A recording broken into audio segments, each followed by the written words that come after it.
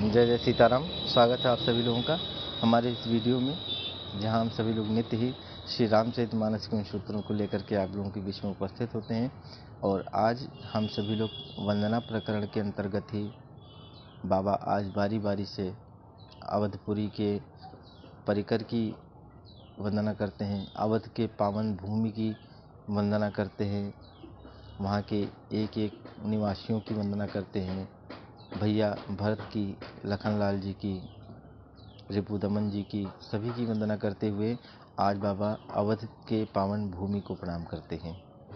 आइए हम सभी लोग भी जो है ना पावन भूमि को प्रणाम करते हैं।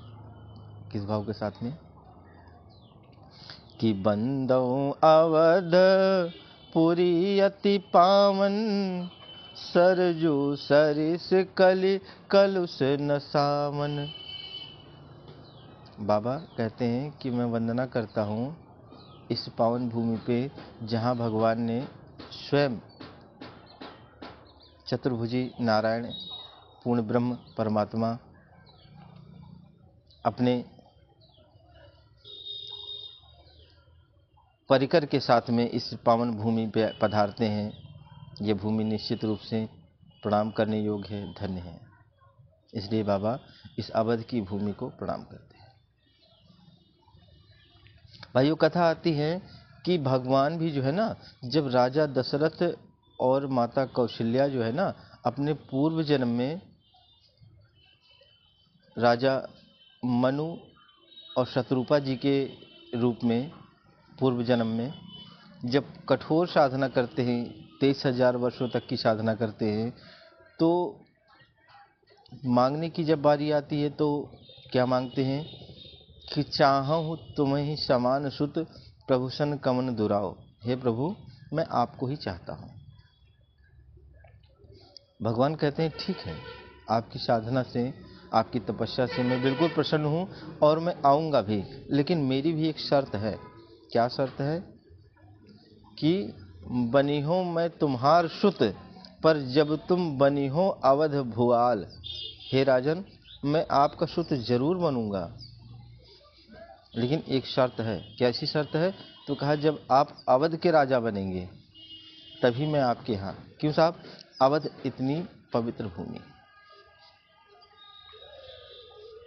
तो बाबा इस पावन भूमि को प्रणाम करते हुए चलते हैं और कहते हैं कि अवध का अर्थ ही होता है कि जहाँ किसी का वध न किया गया हो,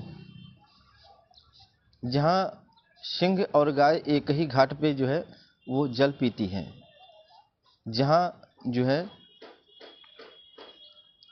हमेशा आनंद की वर्षा होती है, ऐसे अवध भूमि को बाबा प्रणाम करते हैं।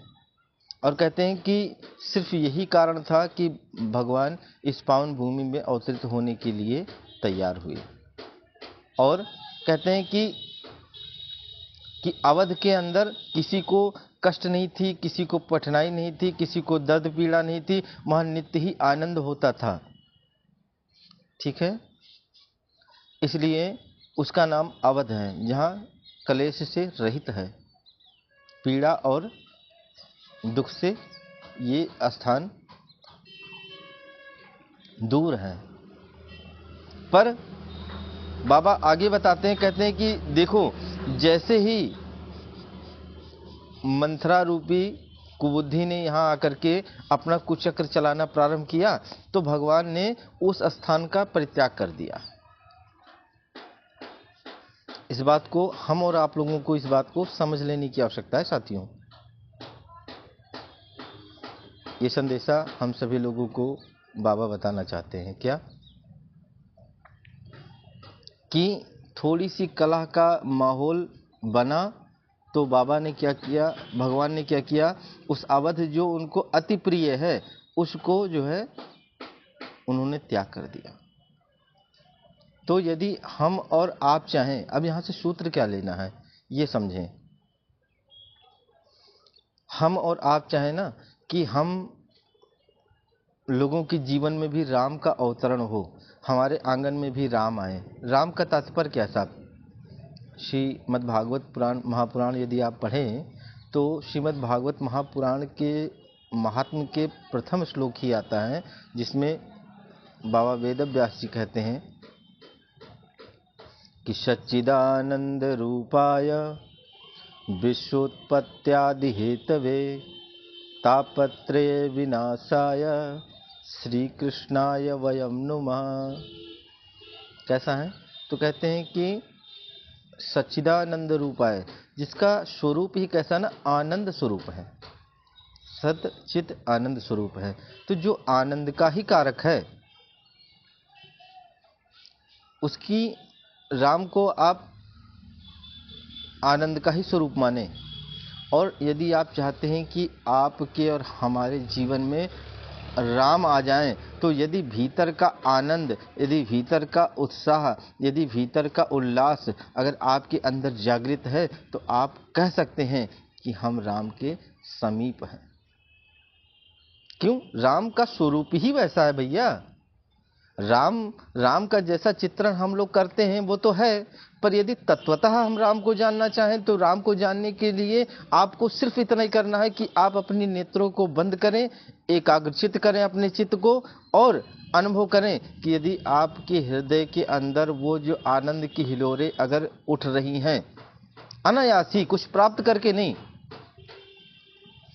यदि राम की भक्ति को ही प्राप्त करके और अंदर से वो जो है ना, भजन करने के बाद में, आपको अपनी साधना उपासना करने के बाद में, आपको सत्संग के दरमियान यदि वो अंदर की हिलोरें आपके भीतर से जागृत होती हैं और वो आनंद की अगर छोटी सी भी किरण आपके अंदर प्रस्फुटित होती है, तो आप इस बात को कह सकते हैं कि राम के हम करीब हैं। क्यों? राम का स्वरूप ही वैसा है। तो यदि हम और आप चाहें तो इस वंदना प्रकरण के अंदर जो बाबा अवध की पावन भूमि को प्रणाम करते हुए चल रहे हैं, तो क्या निर्देश देना चाहते हैं और क्या संदेशा देना चाहते हैं, इसको हमें समझ लेने की आवश्यकता है। तो भाइयों, यहाँ इसी बात को समझना है कि यदि हम लोग भी चाहें कि राम का आगमन हमारे यहाँ भीतर आनंद के रूप में हो, तो क्या करना पड़ेगा?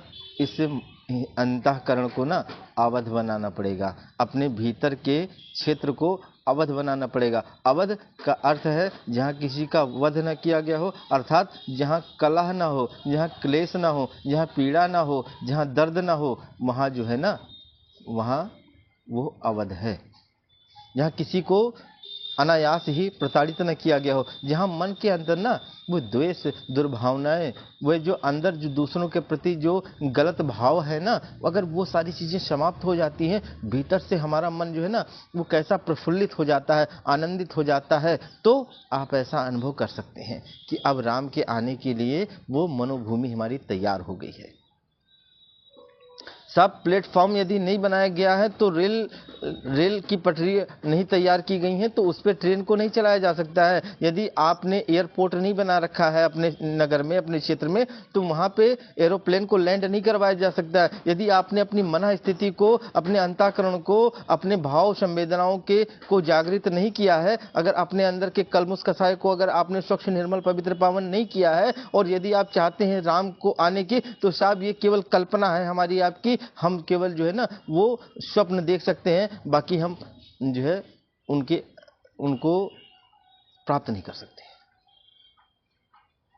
उनकी उस आनंद को हम प्राप्त नहीं कर सकते हैं। क्यों साहब नहीं कर सकते? इसलिए क्योंकि उसके लिए हमें पहले उसको भूमि को तैयार करना पड़ेगा, अपने अंतःकरण को। राम को बुलाने से पूर्व हमें पहले क्या, अपनी मनोभूमि को तैयार करना पड़ेगा। तो साथियों, यदि अवध की इस पावन भूमि को बाबा प्रणाम करते हैं, इस भाव के साथ प्रणाम करते हैं कि जिस प्रकार अवध में आने के लिए भगवान ललायित होते हैं, तो अगर हम कुछ ऐसा क्या करें कि जिससे राम हम लोगों के जीवन में भी आवे।